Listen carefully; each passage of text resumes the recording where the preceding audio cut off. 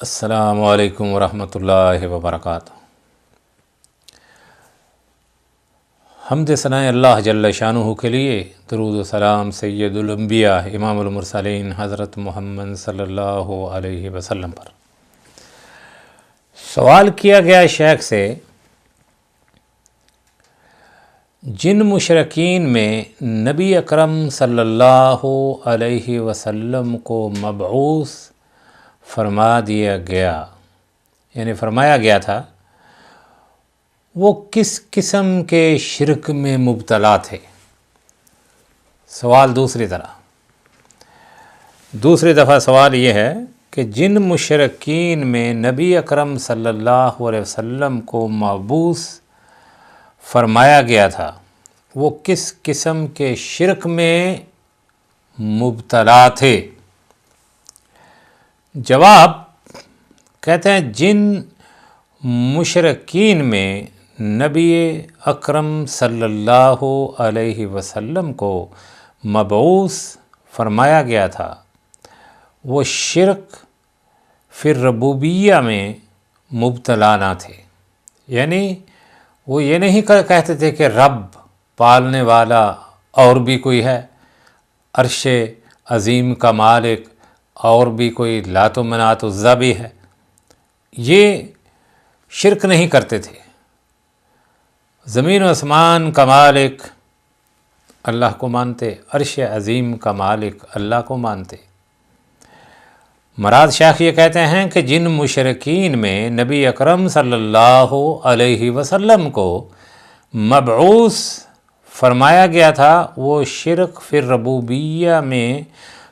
الربوبیت میں مبتلا نہ تھے، کیونکہ قرآن کریم سے معلوم ہوتا ہے کہ وہ صرف عبادت یعنی توحید الوہیت میں، یعنی صرف عبادت میں شرک کیا کرتے تھے۔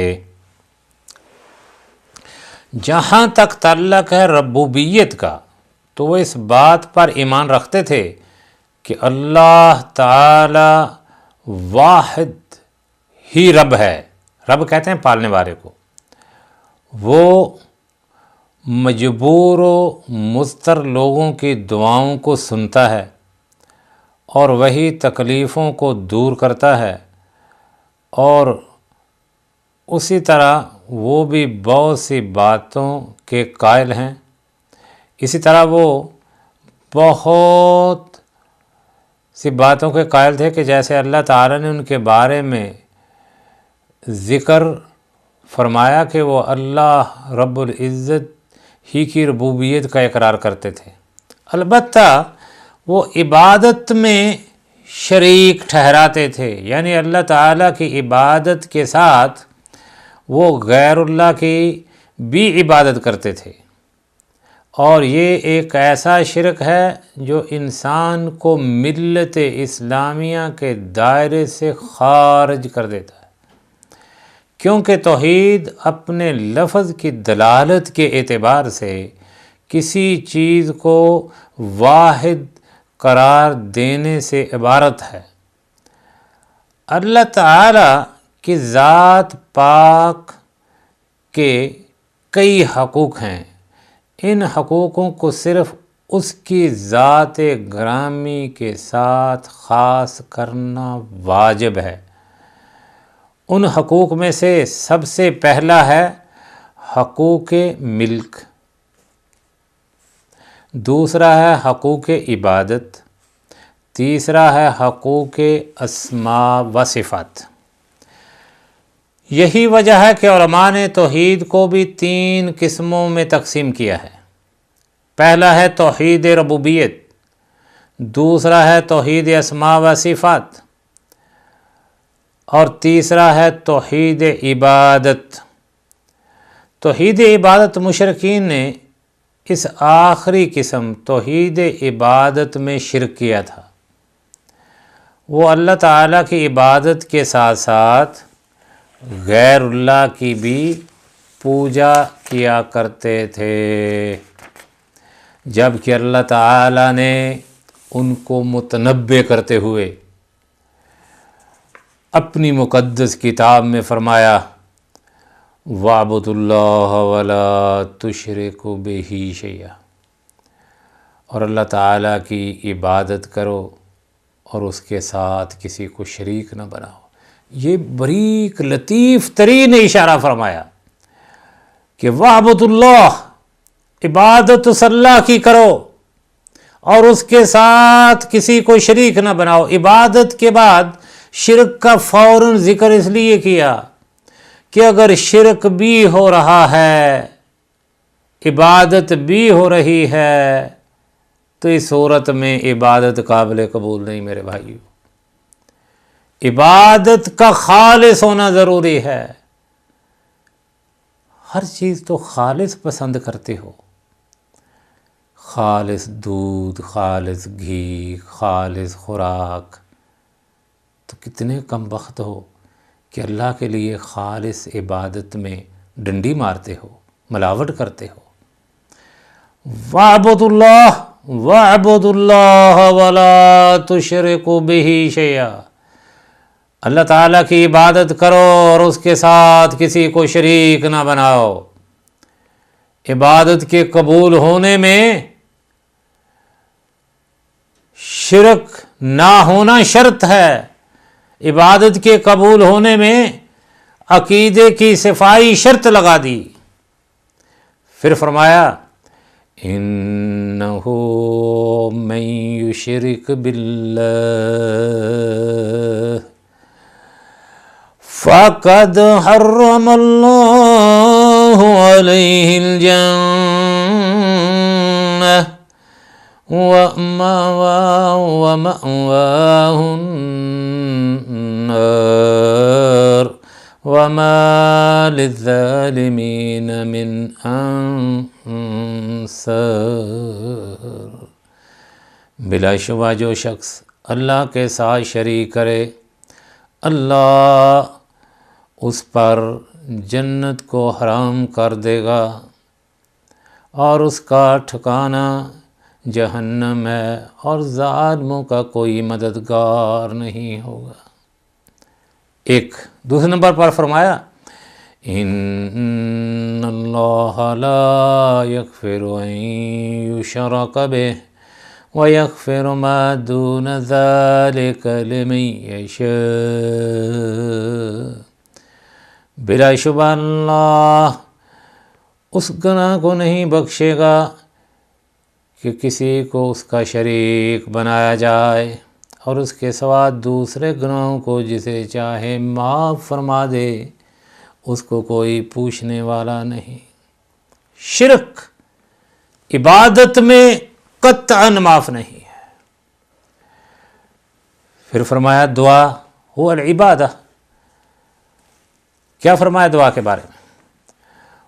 وَقَالَ رَبُّكُمُ ادْعُونِي أَسْتَجِبْ لَكُمْ إِنَّ الَّذِينَ يَسْتَكْبِرُونَ عَنْ عِبَادَتِي سَيَدْخُلُونَ جَهَنَّمَ دَاخِرِينَ۔ وَقَالَ رَبُّكُمُ ادْعُونِي، اور تمہارے پروردگار نے فرمایا کہ تم مجھ سے دعا کرو، میں تمہاری دعا قبول کروں گا۔ بلا شبہ جو لوگ میری عبادت سے سرکشی یعنی تکبر کرتے ہیں، وہ عنقریب جہنم میں ذلیل ہو کر داخل ہوں گے۔ یہ ہے تیرا رب، اس کے ساتھ شریک بنا رہا ہے، بیٹے کسی اور سے مانگ رہا ہے، اس کے خزانوں میں کوئی فرق آ گیا ہے، رزق کسی اور سے مانگ رہا ہے، کیا اس کے خزانوں میں رزق کی کمیاں واقع ہو گئی ہیں؟ پیدا کیا تجھے جوان کیا، اور دعائیں التجائیں کسی اور سے کر رہا ہے، تیری آنکھوں سے حیا ختم ہو گئی، کوئی شرم ہوتی ہے، کوئی حیا ہوتی ہے۔ اس نے تجھے بشر انسان بنا کے ساری مخلوق کا تجھے دلہا بنا دیا ہے۔ کبھی کسی کے سامنے تو جھک جاتا ہے، کبھی کسی کے سامنے ہاتھ اٹھا لیتا۔ آگے سنو، قُلْ يَا أَيُّهَا الَّذِينَ کفر یا ایھا الکافر یا ایھا الکافرون لا اعبد ما تعبدون ولا انتم عابدون ما اعبد ولا انا عابد ما عبدتم ولا انتم عابدون ما اعبد لکم دینکم ولی دین۔ اے پیغمبر، اے میرے رسول، ان منکرین اسلام سے کہہ دو، کافروں سے، توحید کے منکروں سے کہہ دو کہ اے کافرو، جن بتوں کو تم پوجتے ہو جن بتوں کو تم پوجتے ہو ان کو میں نہیں پوجتا، ڈائریکٹ،